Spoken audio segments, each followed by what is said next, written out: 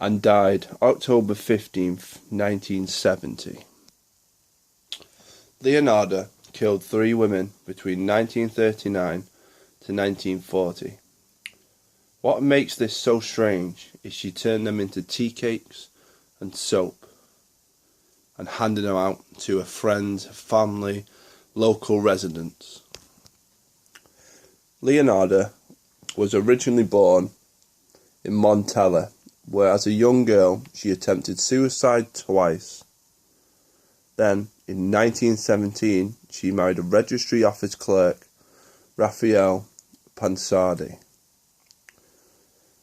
So, Leonarda's parents were more than disappointed with her, as they planned to wed her to another man. As a matter of fact, her parents put a curse on her life, which slowly became true. Either that, or she was a very unfortunate woman. Not long after moving, she was jailed for fraud and imprisoned. When released in 1927, the couple moved to Macedonia. Now, after moving there, their home was destroyed by the earthquake. This happened in 1930.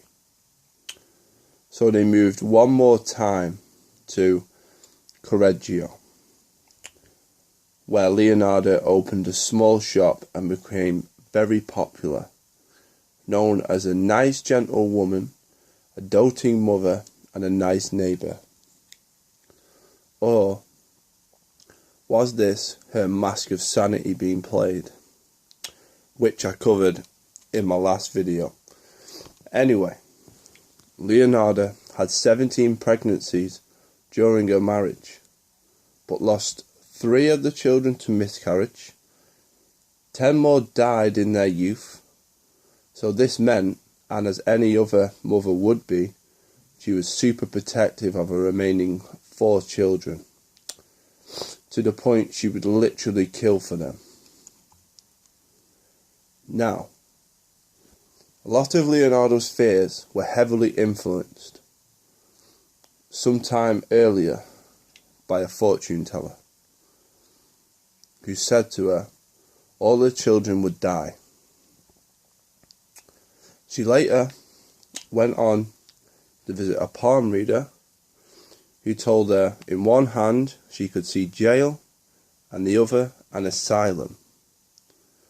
She was actually a very superstitious woman and had taken all this to heart, which did nothing but fuel the fire to murder.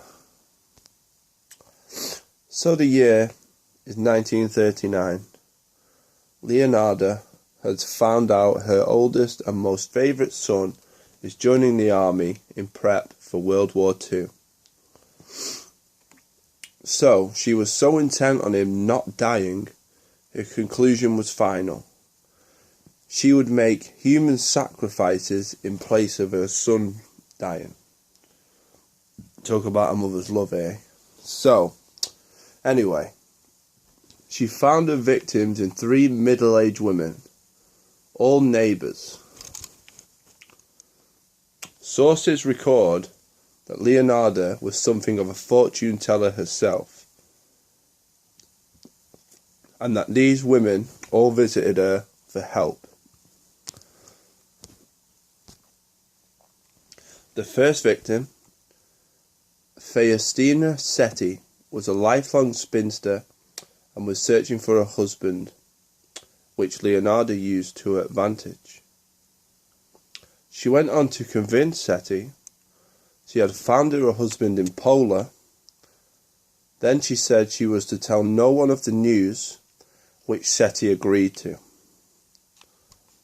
She also persuaded Setti to write letters and postcards to relatives and friends, these to be mailed when she reached Poland. They were merely to tell them that everything was fine. On Setti's day of departure, she went to visit Leonarda just one last time to say thank you, where she was offered a glass of drugged wine. She then swiftly killed her with her axe, dragged her body into a closet, which is where she cut her into 9 parts, gathering the blood into a basin. In her memoir, titled An Embittered Soul's Confession, which, by the way, I have loved to read that, really would. That's the next book I'm going to buy. But anyway, Leonarda described what happens next in her official statement.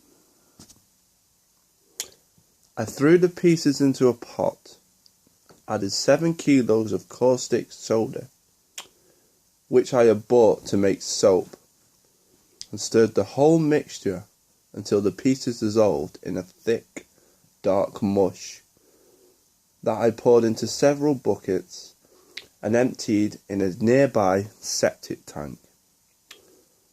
As for the blood in the basin, I waited until it had coagulated, dried it in the oven, ground it, and mixed it with flour, sugar, chocolate, milk, and eggs, as well as a bit of margarine. Kneading all the ingredients together, I had made lots of crunchy tea cakes and served them to the ladies who came to visit,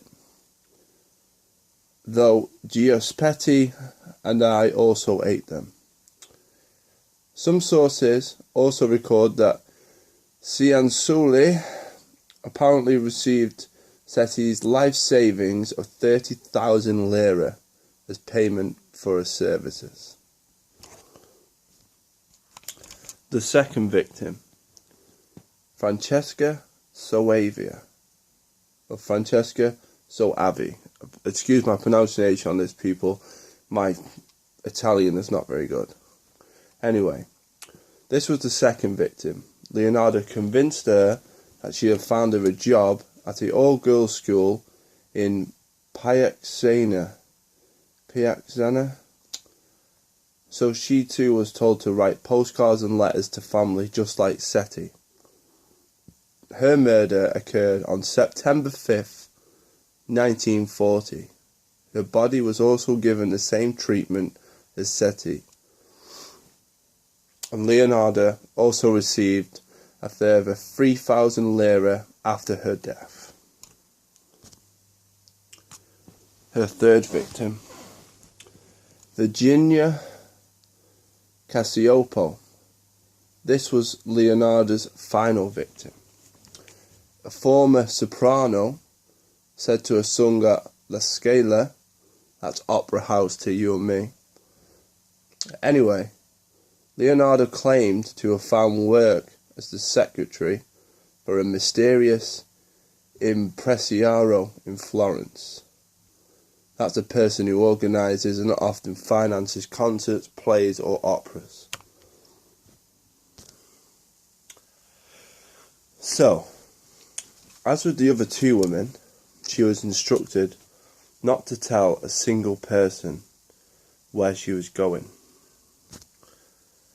Virginia agreed, and on September 30th, 1940, came for a last visit to Leonarda. The pattern to the murder was exactly the same as the first 2, according to Leonarda's statement. To quote Leonarda, she ended up in the pot like the other 2. Her flesh was fat and white. When it had melted, I added a bottle of Cologne, must be some type of wine, and after a long time on the boil, I was able to make some most acceptable creamy soap. Okay, maybe it's not wine. I gave bars to neighbours and acquaintances. The cakes too were better. That woman was really sweet. Leonarda also received a further 50,000 lira and assorted jewels after the death. So, eventually, Virginia's sister-in-law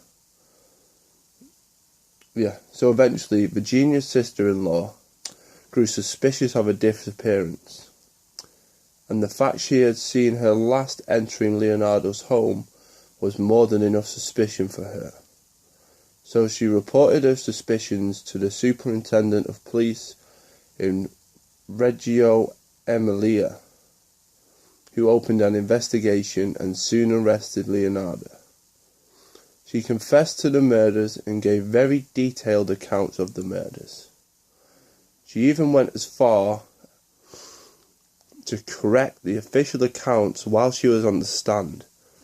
It was documented that at a trial in Reggio Emilia last week, poetess Leonarda gripped the witness stand rail with oddly delicate hands and calmly set the prosecutors right on certain details. Her deep-set dark eyes gleamed with a wild inner pride as she concluded, "I gave the copper ladle which I used to skin the fat of the kettles to my country, which was so badly in need of metal during the last days of the war." Whatever was said, this was clearly a disturbed and ill woman. She was found guilty and sentenced to 30 years in prison and 3 years in the criminal insane asylum, which is where she died of cerebral apoplexia in October 15th, 1970. There's a number of artifacts from the case, including the pot in which the victims were boiled, are on display at the Criminology Museum in Rome. There is also a dark play written about her too. Hope you enjoyed this episode, guys. Sorry that I messed up some of the words because I just couldn't pronounce them. I really couldn't. I tried before I recorded. I really couldn't. I couldn't. I practiced. I couldn't do it. Sorry, guys. Next week won't be about someone Italian because we're not going there again.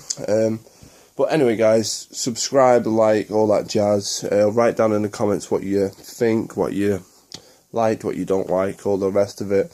I'll see you on Twitter. See you later.